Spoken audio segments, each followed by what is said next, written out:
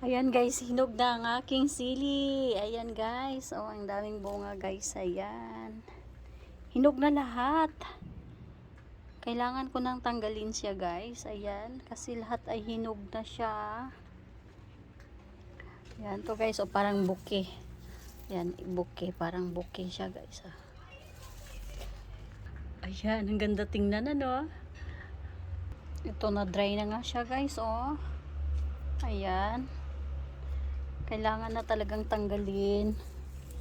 Ito pa oh. Ang daming bunga guys. Manghang ito guys. Ayan.